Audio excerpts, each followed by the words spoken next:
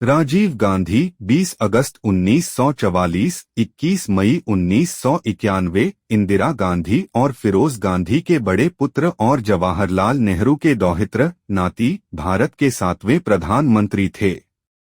राजीव का विवाह सोनिया गांधी से हुआ, जो उस समय इटली की नागरिक थी।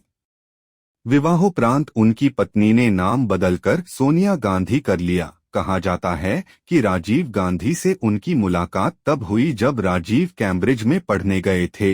उनकी शादी 1968 में हुई, जिसके बाद वे भारत में रहने लगी।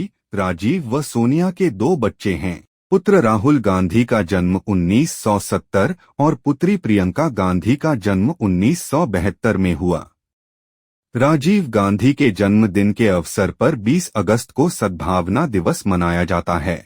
सद्भावना दिवस पर भारतीय राष्ट्रीय कांग्रेस पार्टी के द्वारा विशेष आयोजन होता है। देश भर में पार्टी सदस्य अपने पूर्व नेता राजीव गांधी को श्रद्धांजलि देते हैं, उन्हें श्रद्धा सुमन अर्पित करते हैं।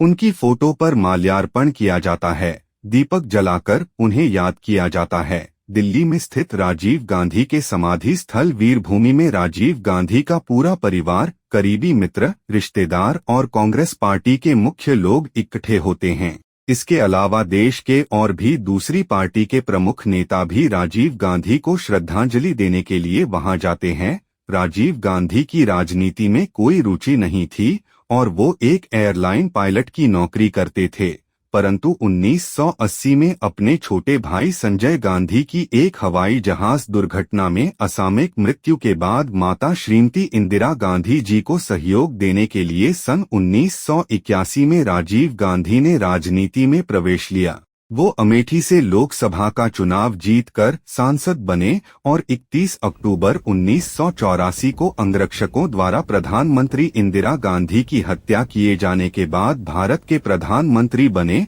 और अगले आम चुनावों में सबसे अधिक बहुमत पाकर प्रधानमंत्री बने रहे। राजीव गांधी ने 1985 में मुंबई में एआईसीसी के पूर्ण सत्र में संदेश यात्रा की घोषणा की थी। अखिल भारतीय कांग्रेस सेवा दल ने इसे पूरे देश में चलाया था। प्रदेश कांग्रेस समितियों, पीसीसी और पार्टी के नेताओं ने मुंबई, कश्मीर, कन्याकुमारी और पूर्वोत्तर से एक साथ 4 यात्राएं की। 3 महीने से अधिक समय तक चली यह यात्रा दिल्ली के रामलीला मैदान में संपन्न हुई। राजीव गांधी भारत में सूचना क्रांति के जनक माने जाते हैं। देश के कंप्यूटराइजेशन और टेलीकम्युनिकेशन क्रांति का श्रेय उन्हें जाता है। स्थानीय स्वराज्य संस्थाओं में महिलाओं को 33% रिजर्वेशन दिलवाने का काम उन्होंने किया। मतदाता की उम्र 21 वर्ष से कम करके 18 वर्ष तक के युवाओं को चुनाव में वोट देने का अधिकार राजीव गांधी ने दिलवाया। 1990 में राजीव गांधी ने विभिन्न तरीकों से भारत यात्रा की। पदयात्रा, एक साधारण यात्री ट्रेन की दूसरी श्रेणी की गाड़ी। उन्होंने अपनी भारत यात्रा के शुरुआती बिंदु के रूप में चंपारण को चुना। राजीव गांधी ने 19 अक्टूबर 1990 को हैदराबाद के चारमीनार से सद्भावना यात्रा शुरू की थी। चुनावों का प्रचार करते हुए 21 मई 1991 को liberation tigers of Tamil Eelam नामक आतंकवादी संगठन के आतंकवादियों ने राजीव गांधी की एक बम विस्फोट में हत्या कर दी। कि राजीव गांधी परिवार के नजदीकी बताए जाने वाले इतालवी व्यापारी ओत्तावियो क्वात्रोक्की ने इस मामले में बिचौलिए की भूमिका अदा की, जिसके बदले में उसे दलाली की रकम का बड़ा हिस्सा मिला। कुल 400 बोफोर्स तोपों की खरीद का सौदा 1.3 अरब डॉलर का था। आरोप है कि स्वीडन की हथियार कंपनी बोफोर्स ने भारत के साथ सौदे के लिए 1.42 करोड़ डॉलर की रिश्वत बांटी थी। काफी समय तक राजीव गांधी का नाम भी इस मामले के अभियुक्तों की सूची में शामिल रहा, लेकिन उनकी मौत के बाद नाम फाइल से हटा दिया गया।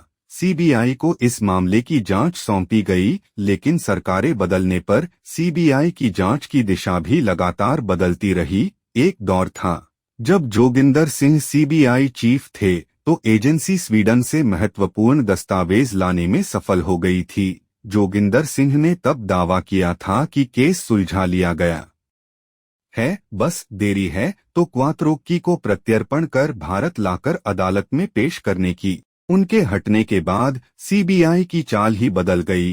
इस बीच कई ऐसे दावपेंच खेले गए कि क्वात्रोक्की को राहत मिलती गई। दिल्ली की एक अदालत ने हिंदुजा बंधुओं को रिहा किया तो सीबीआई ने लंदन की अदालत से कह दिया कि क्वात्रोक्की के खिलाफ कोई सबूत ही नहीं है।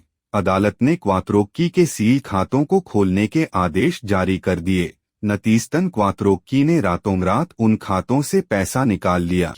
सीबीआई अगर उसका नाम इस सूची से हटाने की अपील करने जा रही है तो इसका सीधा सा मतलब यही है कि कानून मंत्रालय, अटॉर्नी जनरल और सीबीआई क्वात्रोक्की को बोफोर्स मामले में दलाली खाने के मामले में क्लीन चिट देने जा रही है। यह ऐसा मसला है जिस पर 1989 में राजीव गांधी की सरकार चली गई थी। विश्वनाथ प्रताप सिंह हीरो के तौर पर उभरे थे। यह अलग बात है कि उनकी सरकार भी बोफोर्स दलाली का सच सामने लाने में विफल रही थी। बाद में भी समय समय पर यह मुद्दा देश में राजनीतिक तूफान लाता रहा। इस प्रकरण के सामने आते ही जिस तरह की राजनीतिक हलचल शुरू हुई, उससे साफ है कि बोफोर्स दलाली आज भी भारत में बड़ा राजनीतिक मुद्दा है।